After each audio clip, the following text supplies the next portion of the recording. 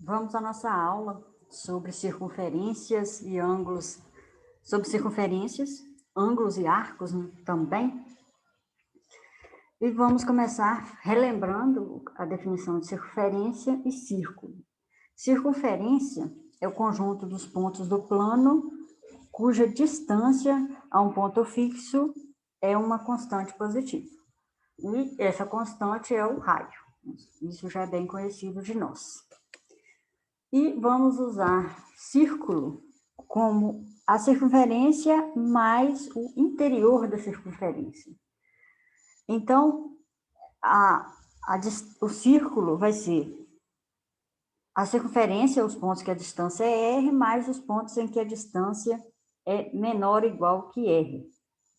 Há livros que chamam de círculo o que definimos como circunferência, e esse conjunto aqui, quando é menor ou igual que R, ele chama de disco.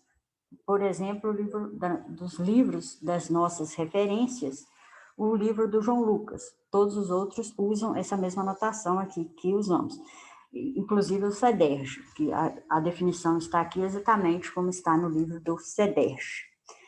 Uma coisa também a falar é que esse conteúdo está na aula 4, na página 73, a partir da página 73 do livro do CEDERJ, volume 1, e exercícios, enfim, a matéria mais, vejam lá também.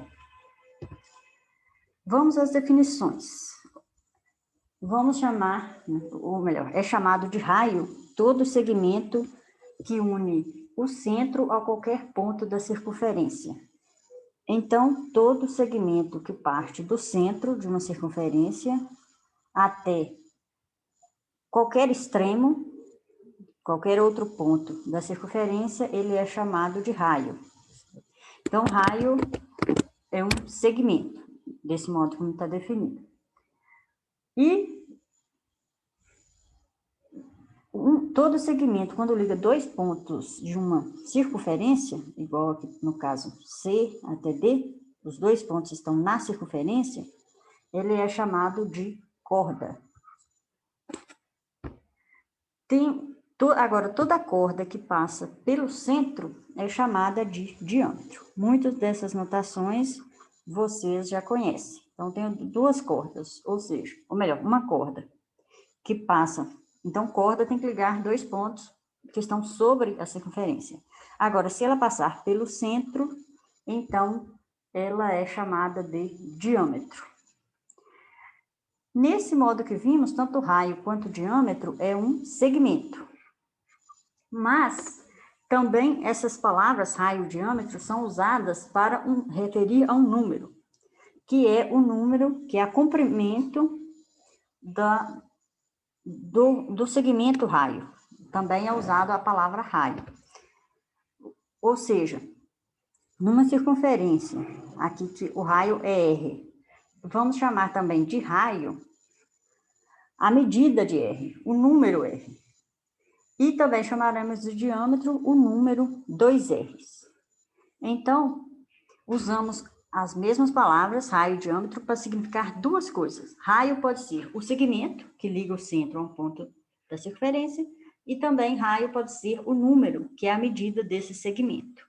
E a mesma coisa com o diâmetro. O diâmetro pode ser qualquer segmento que passa pelo centro da circunferência, né? Qualquer corda que passa pelo centro da circunferência, e também pode ser o número R. O contexto deixa claro, certo? É bem diferente quando a gente está falando de segmento, quando a gente está falando de número.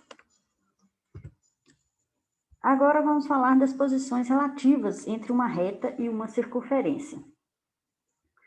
A primeira posição é a secante. Uma reta, ela é secante a uma circunferência, que é uma circunferência gama, se ela tem dois pontos distintos comuns com a circunferência. Então, temos aqui no nosso desenho dois pontos de interseção da reta com a circunferência. Então, nesse caso, dizemos que ela é uma reta secante à circunferência. Então, neste caso, a distância do centro até a reta é menor que R, e a interseção da reta com a circunferência é 2 pontos. Então, essa é a primeira posição, que é secante. Temos a segunda posição, a reta é exterior à circunferência. Exterior é quando a reta não tem ponto em comum com a circunferência. Então, todos os pontos da reta são exteriores à circunferência. Aqui, como está no nosso desenho, a reta embaixo, ela é exterior à circunferência. E a terceira posição é quando a reta é tangente à circunferência. Uma reta, ela é tangente se tem apenas um ponto em comum. Tem um só ponto. Nesse caso, então, a reta é tangente. E os outros pontos da reta são exteriores à circunferência. Então, no nosso desenho, temos aqui o ponto A, um único ponto de interseção da reta com a circunferência, e esse ponto é chamado ponto de tangência. Vocês vejam uma pequena diferença quanto àquela tangência definida do cálculo. Quem já viu, né, ou quem vai ver nas disciplinas de cálculo, tem também uma reta tangente a uma curva. Lá tem uma pequena diferença. Se eu tenho uma curva, eu posso ter, por exemplo, uma reta tangente que pode cortar em mais de um ponto. Lá é definido, a definição de tangência é usada, assim, é definida usando derivada. Então, nesse caso é tangente, mas corta em mais de um ponto. Isso na aula, numa curva que não é convexa. Mas para a circunferência, a definição, que é um objeto convexo, é que tem só um ponto em comum. Então, a reta tangente é uma circunferência se ela tem apenas um ponto em comum. No cálculo, é que a curva não é convexa, pode ser tangente e ter mais de um ponto de tangência. Bom, agora o principal teorema dessa parte. Que o teorema diz que se uma reta é tangente a uma circunferência, então ela é perpendicular ao raio. O raio que liga o centro ao ponto de tangência. Então, temos aqui a reta T, ela é tangente, e então, se ela é tangente, ela é perpendicular ao raio. E vale a recíproca também.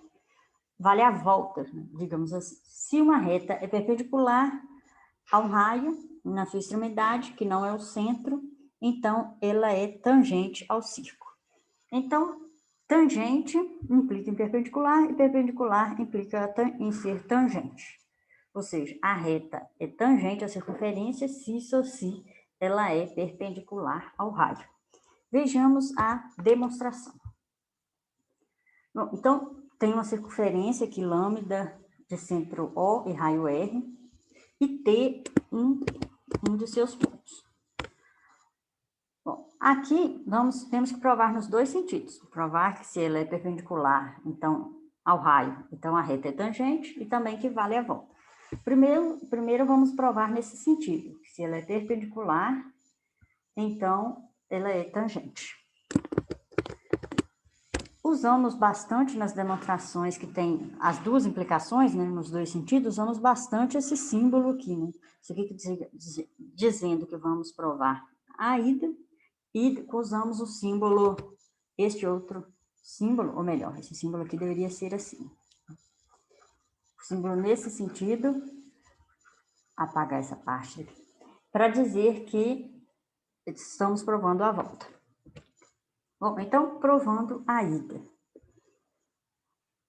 Temos uma hipótese que a reta T, igual está no desenho, é perpendicular. Vamos provar que ela é tangente, ou seja, que tem apenas um ponto de interseção. Então, tomamos um outro ponto nessa reta, um ponto E, distinto do ponto T. A gente tem a hipótese que a reta é tangente no ponto T. E, então, o T, temos como na hipótese que ela é perpendicular à reta tangente. Portanto, esse ângulo é reto. Quando eu faço esse triângulo de E até O, temos que o maior ângulo é o ângulo de 90 graus. Lembrando que vimos que o maior ângulo opõe-se ao maior lado. Portanto, esse lado OE, ele é maior que o lado OT. OE é maior que o lado OT. O lado OT mede o raio, não é isso? Então, OE é maior que o raio, portanto, quando é maior, ele é um ponto externo à circunferência. Ele é externo à circunferência, não está na circunferência. Né? Portanto, mostramos que qualquer ponto distinto de T não pertence à circunferência. O que implica que tem um único ponto da interseção da reta com a circunferência. Se tem um único ponto, então a reta é tangente. Quando tem um único ponto de interseção da reta com a circunferência, a reta é tangente à circunferência. Agora falta provar a recíproca. Bom, então agora temos como hipótese que a reta é tangente. E vamos provar que essa mesma reta é perpendicular ao raio. Bom, temos então uma demonstração por absurdo. Lembrando que se eu tenho uma afirmação P e eu quero provar que ela implica Q, eu posso provar a contrapositiva. Eu posso provar que não Q implica não P. É um dos modos de provar, né? Provar por absurdo, ou provar por contradição. Porque aí, se eu provar essa igualdade de baixo, eu vou obter a de cima, certo?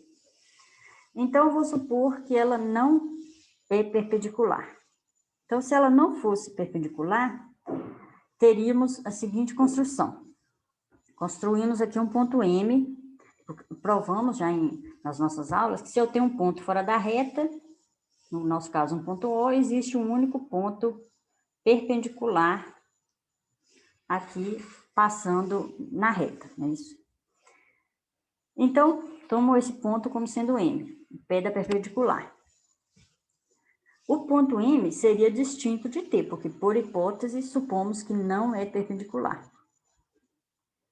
Tomando a semirreta oposta, ou seja, de M no outro sentido, que não seja o que tem o ponto T, então tem um ponto X, marcamos um ponto X, está o que MX igual a MT. Aqui está o ponto X. A princípio, não sei se ele está na circunferência. Vamos provar que vai estar na circunferência. Então, MX igual a MT. Observamos agora esse triângulo que vai de T, O e M, e o triângulo que eu vou marcar aqui de X, O, até M também. X, O e M. Bom, esse triângulo aqui de X, O e M, esse triângulo da esquerda, e o triângulo da direita de T, O até M, vamos ver que eles são congruentes. Por quê? OM é o lado comum. E temos também que OM é perpendicular a TX. Então, esse ângulo da esquerda é igual ao ângulo da direita, né? 90 graus. Eles são perpendiculares e suplementares. Então, temos o caso, e claro, MX foi tomado de modo que MX tem a mesma medida que MT. Então, pelo caso lado, ângulo, lado, temos que esses triângulos são congruentes. OMX é congruente a OMT. Em particular, se eles são congruentes, né, eu obtenho que de OX tem a mesma distância que OT. Portanto, esse ponto X está na circunferência. Certo? Então, obtemos dois pontos de interseção. Temos o ponto X e o ponto T. O que implica, né, que então a reta seria secante. Mas temos dois pontos T e X. Mas, por hipótese, a reta T é tangente. Então, chegamos a um absurdo, tá certo? Então, chegamos a um absurdo, obtemos que vale essa hipótese, ou melhor, o que supomos aqui que não valia, vale, mas lembrando que, na verdade, provamos aqui, não foi usando necessariamente a contrapositiva, né? Quando a gente quer provar que a afirmação P implica na afirmação Q, um modo, esse aqui que está circulado, e também provar que se eu supor que não vale Q, a afirmação Q, se eu não supor que não vale ela, eu chegar em uma contradição, ou chegar em um absurdo, certo? Ou seja, que foi, a gente tinha assumido como hipótese também que a reta é tangente. Então, supomos que a não seja perpendicular, ou seja, que não vale Q, provamos que ela não seria tangente, que não valia P, certo? Provamos usando a contrapositiva. Bom, na próxima aula continuaremos falando o que é arco. Bons estudos.